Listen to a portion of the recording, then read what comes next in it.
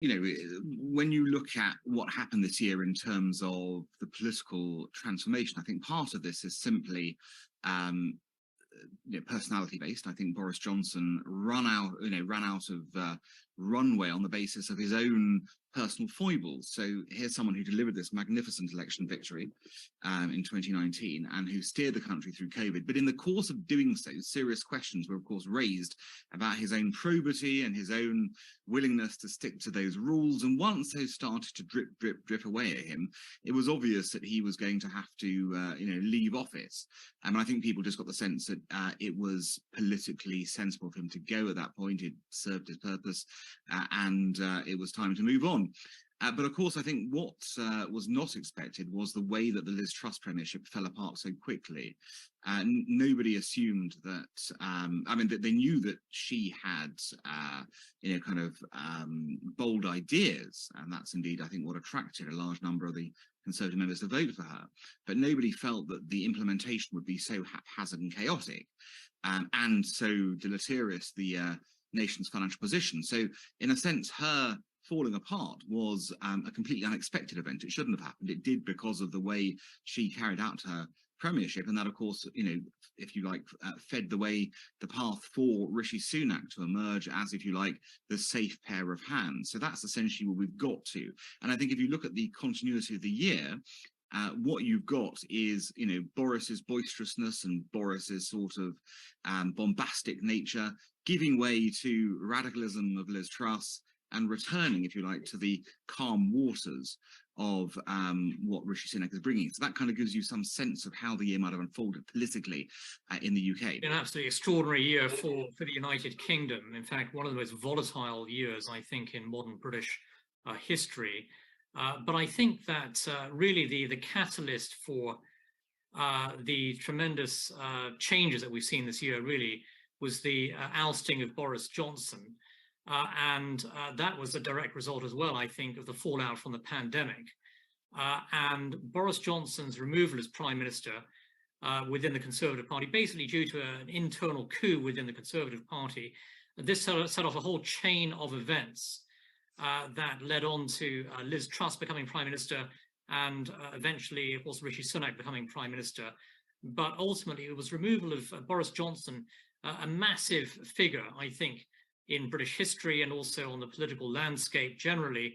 His ousting as Prime Minister, I think, was the key catalyst for all of the changes that we are seeing today. And we witnessed really the end of the Boris Johnson era.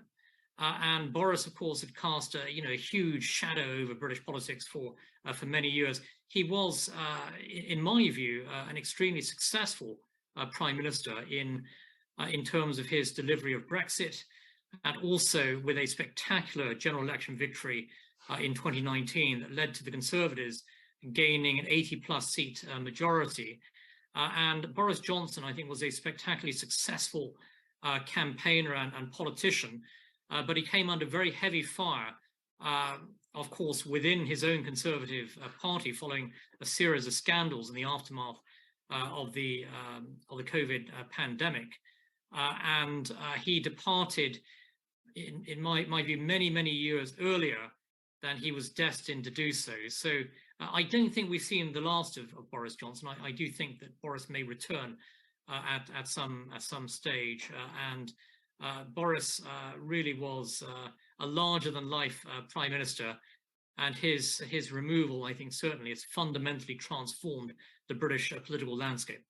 A tough year for the UK. I think financially, the country is refinding itself after a very turbulent period, obviously racked by high inflation caused by the Ukraine conflict, and indeed exacerbated by the Liz Truss episode in government. But the government's trying to get a handle on that. And I think what it's desperate to do is to look at the financial situation to work out how the UK is going to really get on top of the financial currents and restore itself to a period of prosperity. Now, because that is going to take some time, there's no question, in my view, that a general election is going to take place in 2023. The government is hardly going to call one in the midst of economic crisis. The recession is predicted to last until 2024, but the government will hope that it can get out of that quicker and build into some prosperity in 2024, which will lead to that process. So I think it's going to be a tough year in the sense that the government's going to be sticking very close to its economic script, and we'll be looking to further that sort of goal of stability as quickly as possible, and it's not going to deviate too much into dangerous areas in other areas that might distract from that. So it's going to be a steady as she goes approach, and that will mean that there will be very few grounds for political instability, but there may, of course, be challenges elsewhere. Currently, for example, there are strikes racking the country. Most of our public sector appears to be on strike at various times, and the question really, therefore, is: will factors like this contribute to destabilizing the government's position, sort of more widely? And, there's always, of course, the possibility of there being a foreign policy shock. Who knows what will happen in the Russia-Ukraine conflict? It's been very dangerous to predict stability over the last 6 years, given what's happened in various ways. So I suspect that the government will try to keep the stability factor, but it may well be derailed by events. And that is, of course, a problem that all governments face. I think undoubtedly the single biggest issue is the economy. You have a major cost of living crisis in the United Kingdom. You have very high levels of inflation. You have soaring energy prices. And so I think for ordinary Britons, the economic outlook is the number one concern. And millions of Britons have been hit very hard, certainly by a significant rise in prices for household goods and foods, for example, energy prices. So the economic situation, I think, will be top of the agenda. Now, having said that, I think a close second certainly is the issue of large-scale illegal migration into the United Kingdom. That is growing as a big issue of concern, especially for Conservative voters. And I expect the Prime Minister is going to be under tremendous pressure to act decisively on the immigration issue. He's already introducing some new legislation on that front. But I expect that Conservative voters will want to see an even tougher line, and also for the United Kingdom to withdraw from the European Convention on Human Rights, ECHR.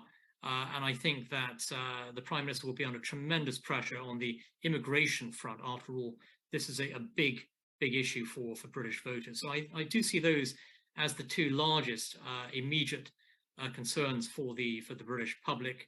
And at the same time, the UK is facing a whole wave of massive strikes that are rolling in across the country and will continue over the course of the next few weeks, with the trade unions basically holding Britain to ransom. So the government has a lot on its plate, many key issues to deal with.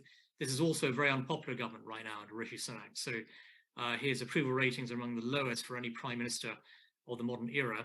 And so immense challenges ahead for Rishi Sunak, who replaced Liz Truss, who was only a prime minister for just 45 days. Most likely you will see a general election at some stage in 2024.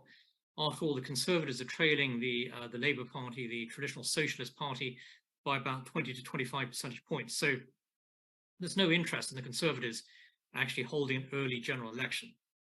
And in fact, they can hold an election really up until, I believe, January 2025 at the latest. So there's no rush or hurry for the Conservatives to move forward with an early general election, because I think the polling indicates that would be disastrous for the Conservatives. So they're going to try and wait this out as long as possible in the hope that the polls will indeed reverse.